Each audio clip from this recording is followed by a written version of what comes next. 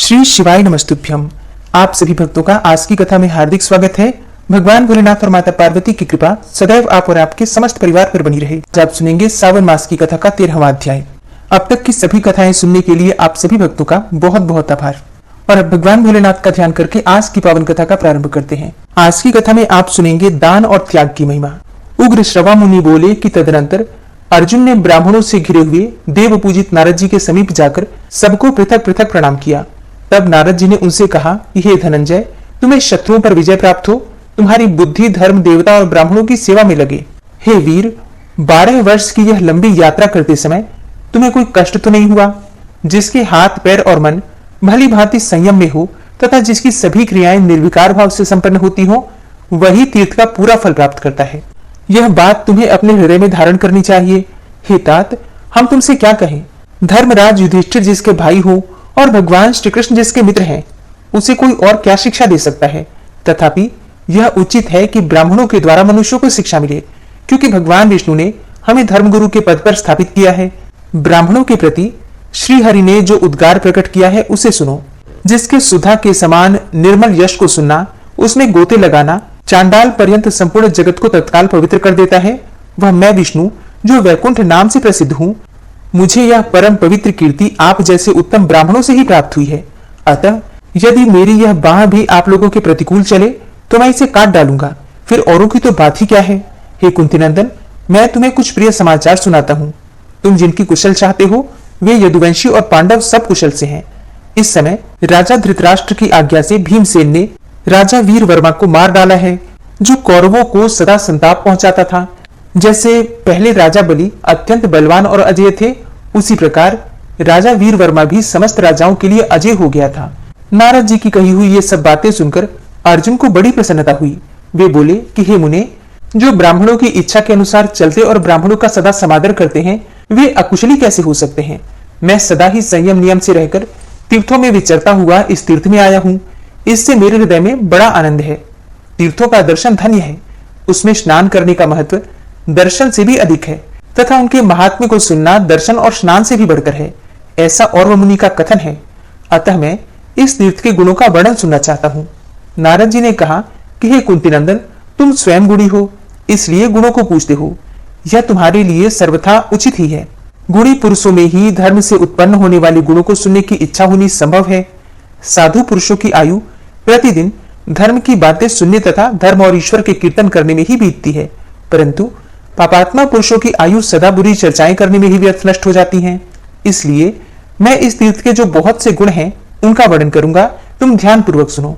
हे अर्जुन, पहले की बात है, मैं कपिल जी के पीछे पीछे तीनों लोकों में विचरता हुआ एक दिन ब्रह्मलोक में गया। वहां मैंने लोक पितामह ब्रह्मा जी का दर्शन किया और उन्हें प्रणाम करके कपिल देव जी के साथ ही प्रसन्नता पूर्वक बैठा। ब्रह्मा जी ने स्नेहपूर्ण दृष्टि से मेरी ओर देखकर ही मानो मेरा स्वागत किया था। इसी समय वहां कुछ ब्राह्मण पधारे, जो सदा जगत की स्थिति देखने के लिए लोकहित के उद्देश्य से भ्रमण करते रहते हैं। वे भी जब प्रणाम करके बैठ गए, तब पितामह ने अपनी अमृतमयी दृष्टि से देखकर उन्हें आनंद मग्न करते हुए पूछा कि हे ब्राह्मणों, तुमने कहां कहां भ्रमण किया है? क्या क्या देखा अथवा सुना है? यदि कहीं कोई अद्भुत बात हो तो बताओ। उनके इस प्रकार पूछने पर वे सुश्रवा नाम वाले ब्राह्मण ब्रह्मा जी को मस्तक झुकाकर इस प्रकार बोले कि हे भगवान, सर्वज्ञ प्रभु के सामने किसी बात का विज्ञापन करना वैसा ही है जैसा कि सूर्य के आगे दीपक दिखाना। फिर भी पुण्य के लिए आपने हमें कुछ कहने की आज्ञा दी है, इसलिए अवश्य ही कुछ निवेदन करना उचित है। कात्यायन नाम के एक मुनि थे, जिन्होंने बहुत से धर्मों का श्रवण करके उनका सार तत्व जानने की इच्छा से एक अंगूठे के बल पर खड़े होकर 100 वर्षों तक तपस्या की।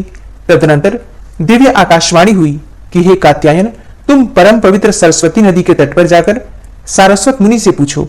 सारस्वत मुनि धर्म के तत्व को जानने वाले हैं, वे तुम्हें सारभूत धर्म का उपदेश करेंगे। यह सुनकर मुनिवर कात्यायन मुनि श्रेष्ठ सारस्वत के पास गए और भूमि पर मस्तक रखकर उन्हें प्रणाम करके अपने मन की शंका इस प्रकार पूछने लगे कि हे महर्षि, कोई सत्य की प्रशंसा करते हैं, कुछ लोग तप और शौचाचार की महिमा गाते हैं, कोई सांख्य अर्थात ज्ञान की सराहना करते हैं, कुछ अन्य लोग योग को महत्व देते हैं, कोई क्षमा को श्रेष्ठ बतलाते हैं तो कोई इंद्रिय संयम को, और कोई तो सरलता को, तो कोई मौन को सर्वश्रेष्ठ कहते हैं, कोई शास्त्रों के स्वाध्याय की तो कोई सम्यक ज्ञान की प्रशंसा करते हैं।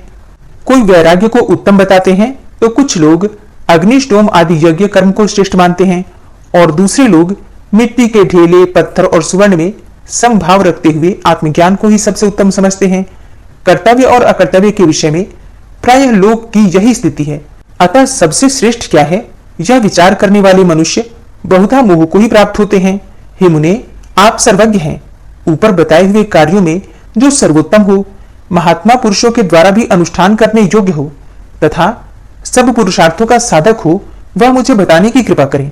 तब सारस्वत मुनि बोले कि हे ब्रह्मन, माता सरस्वती ने मुझे जो कुछ बतलाया है उसके अनुसार मैं सार तत्व का वर्णन करूंगा, तुम ध्यान पूर्वक सुनो। यह संपूर्ण जगत छाया की भांति उत्पत्ति और विनाश रूप धर्म से युक्त है। धन, यौवन और भोग जल में प्रतिबिंबित चंद्रमा की भांति चंचल है। यह जानकर और इस पर भली भांति विचार करके भगवान शंकर की शरण में जाना चाहिए और दान भी करना चाहिए। किसी भी मनुष्य को कदापि पाप नहीं करना चाहिए, यह वेद की आज्ञा है। श्रुति यह भी कहती है कि महादेव जी का भक्त जन्म और मृत्यु के बंधन में नहीं पड़ता। पूर्व काल में सावर्णी मुनि ने जो 2 गाथाएं गान की हैं उन्हें सुनो। भगवान धर्म का नाम वृष है, वे ही जिनके वाहन हैं। उन महादेव जी की यदि पूजा की जाती है तो वही सबसे महान धर्म कहा गया है, जिसमें दुख रूपी भंवर उठता है, अज्ञान में प्रवाह बहता रहता है।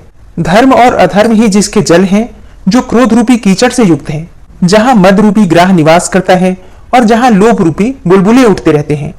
अभिमान ही जिसकी पाताल तक पहुंचने वाली गहराई है, सत्व गुण रूपी जहाज जिसकी शोभा बढ़ाता है। ऐसे संसार समुद्र में डूबने वाले जीवों को केवल भगवान शंकर ही पार लगाते हैं। दान, सदाचार, व्रत, सत्य और प्रिय वचन, उत्तम कीर्ति, धर्म पालन तथा आयु पर्यंत दूसरों का उपकार, इन सार वस्तुओं का इस असार शरीर से उपार्जन करना चाहिए। राग हो तो धर्म में, चिंता हो तो शास्त्र की, व्यसन हो तो दान का। ये सभी बातें उत्तम हैं। इन सबके साथ यदि विषयों के प्रति वैराग्य भी हो जाए तो समझना चाहिए कि मैंने जन्म का फल पा लिया। इस भारतवर्ष में मनुष्य का शरीर जो कि सदा टिकने वाला नहीं है, पाकर भी जो अपना कल्याण नहीं कर लेता, उसने दीर्घ काल तक के लिए अपनी आत्मा को धोखे में डाल दिया। देवता और असुर सबके लिए मनुष्य योनि में जन्म लेने का सौभाग्य अत्यंत दुर्लभ है। उसे पाकर ऐसा यत्न करना चाहिए जिससे कि नरक में न जाना पड़े। यह मानव शरीर सर्वस्व साधन का मूल है तथा सब पुरुषार्थों को सिद्ध करने वाला है। यदि तुम सदा लाभ उठाने के ही प्रयास में रहते हो तो इस मूल की यत्न पूर्वक रक्षा करो। महान पुण्य रूपी मूल्य देकर तुम्हारे द्वारा यह मानव शरीर रूपी नौका इसलिए खरीदी जाती है कि इसके द्वारा दुख रूपी समुद्र के पार पहुंचा जा सके। जब तक यह नौका छिन्न भिन्न नहीं हो जाती तब तक ही तुम इसके द्वारा संसार समुद्र को पार कर लो। जो निरोग मानव शरीर रूपी दुर्लभ वस्तु को पाकर भी उसके द्वारा संसार सागर के पार नहीं हो जाता, वह नीच मनुष्य आत्महत्यारा है। इसी शरीर में रहकर यति जन परलोक के लिए तप करते हैं, यज्ञ करता होम करते हैं और दाता पुरुष आदर पूर्वक दान करते हैं।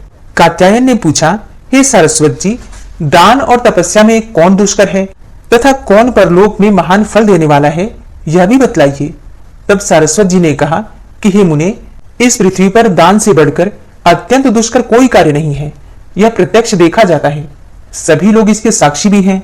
मनुष्य धन के लिए महान लोभ होने के कारण अपने प्यारे प्राणों का भी मोह छोड़कर महाभयंकर समुद्र, जंगल और पहाड़ों में प्रवेश कर जाते हैं। दूसरे लोग धन के ही लोभ से सेवा जैसी निंदित वृत्ति का आश्रय लेते हैं, जिसे कुत्ते की वृत्ति के समान त्याज्य माना गया है।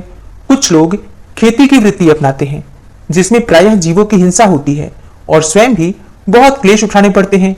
इस प्रकार जो बड़े दुख से उपार्जन किया गया, सैकड़ों आयास प्रयास से प्राप्त किया गया, प्राणों से भी अधिक प्रिय है, उस धन का त्याग अत्यंत दुष्कर है। मनुष्य अपने हाथ से उठाकर जो धन दूसरे को देता है अथवा जिसे वह खा पीकर भोग लेता है, वही धन वास्तव में उस धनी का है।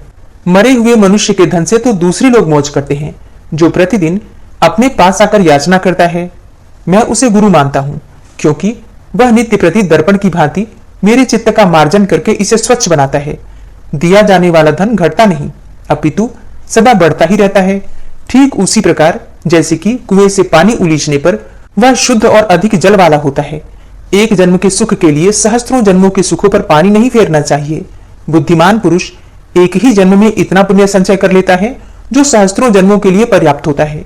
मूर्ख मनुष्य इस लोक में दरिद्र हो जाने की आशंका से अपने धन का दान नहीं करता, परंतु विद्वान पुरुष परलोक में दरिद्र ना होना पड़े इस शंका से खुले हाथों से यहाँ धन बांटता है। जिनका आश्रय ही नाशवान है, वे मनुष्य धन रखकर क्या करेंगे? जिसके लिए वे धन चाहते हैं वह शरीर सदा रहने वाला नहीं है। लोगों ने पहले से जो नास्ति नास्ति मतलब नहीं है इन दो अक्षरों का अभ्यास कर रखा है, उसकी जगह यह देही देही अर्थात दो इन दो अक्षरों का प्रस्ताव विपरीत जान पड़ता है। याचक जन देही अर्थात दीजिए कहकर याचना नहीं करते, अपितु कृपण मनुष्य को यह समझाते हैं कि दान न करने वालों की यही अर्थात मेरी जैसी अवस्था होती है, अतः आप भी ऐसे ही न बने। याचक दाता का उपकार करने के लिए ही उसके सामने देही अर्थात दीजिए कहकर याचना करता है, क्योंकि दाता तो ऊपर के लोकों में जाता है और दान लेने वाला नीचे ही रह जाता है। जो दान नहीं करते वे दरिद्र, रोगी, मूर्ख तथा दूसरों के सेवक होकर दुख के ही भागी होते हैं। जो धनवान होकर दान नहीं करता और दरिद्र होकर कष्ट सहन रूप तप से दूर भागता है, इन दोनों को गले में बड़ा भारी पत्थर बांधकर जल में ही छोड़ देना चाहिए। सैकड़ों मनुष्यों में कोई सूरवीर हो सकता है, सहस्त्रों में कोई पंडित भी मिल सकता है तथा लाखों में कोई वक्ता भी निकल सकता है, परंतु इनमें से एक भी दाता हो सकता है या नहीं, इसमें संदेह है। गौ, ब्राह्मण, वेद, सती स्त्री, सत्यवादी पुरुष, लोभहीन तथा दानशील मनुष्य, इन सातों के द्वारा ही यह पृथ्वी धारण की जाती है। उशीनर देश के राजा शिवी ब्राह्मण के लिए अपने शरीर को देकर स्वर्गलोक में चले गए। विदेह नरेश निमि ने अपना संपूर्ण राज्य, परशुराम जी ने सारी पृथ्वी तथा राजा गय ने नगरों सहित समूची पृथ्वी ब्राह्मणों को दान कर दी। एक समय जब बहुत दिनों तक मेघों ने वर्षा नहीं की, तब वशिष्ठ जी ने सब प्राणियों को उसी प्रकार जीवित रखा जैसे कि प्रजापति समस्त प्रजा के जीवन की रक्षा करते हैं। बुद्धिमानों में श्रेष्ठ पांचाल नरेश ब्रह्मदत्त ने श्रेष्ठ ब्राह्मणों को शंख निधि दान करके स्वर्गलोक प्राप्त किया। ये तथा और भी बहुत से राजर्षि जो शांत चित्त और जितेंद्रिय थे, दान तथा शिव भक्ति के प्रभाव से रुद्रलोक में गए। जब तक यह पृथ्वी टिकी रहेगी तब तक इन सब की कीर्ति भी स्थिर है। ऐसा विचार करके तुम सारभूत धर्म के अभिलाषी होकर भगवान शंकर की प्रसन्नता के लिए सदा दान करते रहो। यह उपदेश सुनकर कात्यायन भी मोह त्याग कर वैसे ही हो गए। नमः शिवाय। सावन मास महात्म्य की आज की कथा समाप्त होती है और अब आप सुनेंगे शिव कथा। शिव कथा में आज आप सुनेंगे एक सच्ची कहानी। बहुत समय पहले की बात है। भारत के एक दूरस्थ गांव में एक किसान परिवार रहता था। इस परिवार का मुखिया, जिसका नाम हरिदास था, भगवान शिव का परम भक्त था। हरिदास का जीवन साधारण था, लेकिन उसकी भक्ति अटूट थी। वह रोज सुबह जल्दी उठकर गांव के किनारे स्थित एक पुराने शिव मंदिर में जाता, जहां वह घंटों तक भगवान शिव की आराधना में डूबा रहता था। हरिदास के परिवार में उसकी पत्नी पार्वती और एक बेटी गौरी थी। परिवार के पास ज्यादा संपत्ति नहीं थी, लेकिन वे खुश थे। उनका मानना था कि भगवान शिव की कृपा से ही उनका जीवन चलता है। हरिदास की भक्ति और श्रद्धा ऐसी थी कि गांव के लोग भी उसकी इज्जत करते थे और उसे भगवान शिव का प्रिय भक्त मानते थे। गांव के लोग शिव मंदिर को बहुत पूजते थे। कहा जाता था कि यह मंदिर सैकड़ों साल पुराना है और यहाँ के शिवलिंग में अद्भुत चमत्कारिक शक्तियां हैं। इसलिए लोग दूर दूर से वहां दर्शन करने आते थे और उनकी मनोकामनाएं पूर्ण होती थी। लेकिन समय के साथ गांव में आई कुछ संकटों ने लोगों के विश्वास को कमजोर कर दिया था। कुछ लोगों को लगने लगा था कि शायद भगवान शिव ने उनसे मुंह मोड़ लिया है। हरिदास को भी इन संकटों का सामना करना पड़ा। एक साल गांव में सूखा पड़ा, फसलें बर्बाद हो गईं और लोगों के पास खाने के लिए कुछ भी नहीं बचा। गांव के लोग हताश और निराश हो गए। कई लोग गांव छोड़कर जाने लगे, लेकिन हरिदास ने अपने विश्वास को कभी कमजोर नहीं होने दिया। उसने अपने परिवार से कहा कि भगवान शिव की कृपा से सब ठीक हो जाएगा। हमें उनकी शरण में रहना चाहिए और धैर्य रखना चाहिए। एक दिन हरिदास के मन में आया कि शायद भगवान शिव उनकी भक्ति की परीक्षा ले रहे हैं। उसने निश्चय किया कि वह शिवलिंग के पास जाकर भगवान से सीधे प्रार्थना करेगा। उसने पूरे गांव को बुलाया और सभी को मंदिर में एकत्रित किया। फिर वहां हरिदास ने पूरे भक्तिभाव से भगवान शिव की आराधना की और कहा, हे महादेव, हम आपके दास हैं, आपकी शरण में हैं। कृपया हमारी रक्षा करें और हमारे जीवन में सुख शांति वापस लेकर आएं। हरिदास की प्रार्थना सुनकर सभी गांव वाले भावुक हो गए और वे भी हरिदास के साथ प्रार्थना में शामिल हो गए। इस प्रार्थना के दौरान एक अद्भुत घटना घटी। शिवलिंग के ऊपर से दूध की एक धार बहने लगी। अब ये देखकर सभी लोग आश्चर्यचकित हो गए। ये तो स्पष्ट था कि भगवान शिव ने हरिदास की प्रार्थना स्वीकार कर ली थी। लोगों ने इस घटना को शिव जी की कृपा का प्रमाण माना और उनके विश्वास ने एक नई शक्ति प्राप्त की। महादेव जी की कृपा से उस रात हरिदास ने एक अद्भुत स्वप्न देखा। स्वप्न में भगवान शिव ने उसे दर्शन दिए और कहा कि हरिदास, तुमने अपनी भक्ति और श्रद्धा से मुझे प्रसन्न कर दिया है। मैं तुम्हारी प्रार्थना सुन चुका हूँ। तुम्हारे गांव में सुख समृद्धि लौट आएगी, लेकिन याद रखना ये सब तुम्हारी भक्ति का फल है। तुम्हें हमेशा अपने कर्तव्यों का पालन करना होगा और दूसरों की मदद करनी होगी। हरिदास की आंखें खुली और वह भगवान शिव के दर्शन से अभिभूत हो गया। उसने सपने की वो बातें अपनी पत्नी पार्वती और बेटी गौरी को बताई। वे दोनों भी भगवान शिव की कृपा के लिए आभार व्यक्त करने लगी। फिर अगली सुबह गांव में चमत्कार हुआ। आसमान में बादल छा गए और अचानक से ही बारिश होने लगी। सूखे से पीड़ित गांव के लोगों ने राहत की सांस ली। फसलें फिर से हरी भरी होने लगी और गांव में जीवन फिर से सामान्य हो गया। अब तो गांव के सभी लोग हरिदास के पास आकर उसका धन्यवाद करने लगे, लेकिन हरिदास ने उन्हें समझाया कि यह सब भगवान शिव की कृपा का परिणाम है और उन्होंने जो कुछ भी किया वह सिर्फ महादेव के प्रति अपनी भक्ति का इजहार था। गांव के लोगों का विश्वास फिर से जागृत हो गया था और अब वे पहले से भी ज्यादा श्रद्धा के साथ भगवान शिव की पूजा करने लगे। हरिदास का परिवार भी अपनी साधारण जीवन शैली में संतोषपूर्वक जीवन बिताने लगा। भगवान शिव की कृपा ने उन्हें आंतरिक शांति और संतुष्टि प्रदान की थी। इसके कुछ महीनों के बाद गांव में एक संत का आगमन हुआ। वह संत भी भगवान शिव के परम भक्त थे। उन्होंने गांव में प्रवचन दिया और लोगों को धर्म और भक्ति का महत्व समझाया। संत ने हरिदास की भक्ति की प्रशंसा की और कहा कि हरिदास जैसे भक्तों के कारण ही भगवान अपने भक्तों पर कृपा करते हैं। हमें चाहिए कि हम सभी अपने जीवन में भक्ति और धर्म का पालन करें और किसी भी परिस्थिति में भगवान पर अपना विश्वास न खोएं। संत के प्रवचन से गांव के लोग बहुत प्रभावित हुए। उन्होंने निश्चय किया कि वे हमेशा ही भगवान शिव की भक्ति में डूबे रहेंगे और किसी भी संकट का सामना करने के लिए तैयार रहेंगे। हरिदास की भक्ति और श्रद्धा की कहानी गांव के हर घर में सुनाई जाने लगी। बच्चों से लेकर बुजुर्ग तक सभी ने इस कहानी से प्रेरणा ली और अपने जीवन में भगवान शिव की पूजा का महत्व समझा। हरिदास की बेटी गौरी भी अब बड़ी हो रही थी और वह भी अपने पिता की ही तरह भगवान शिव की भक्ति में ही लीन रहती थी।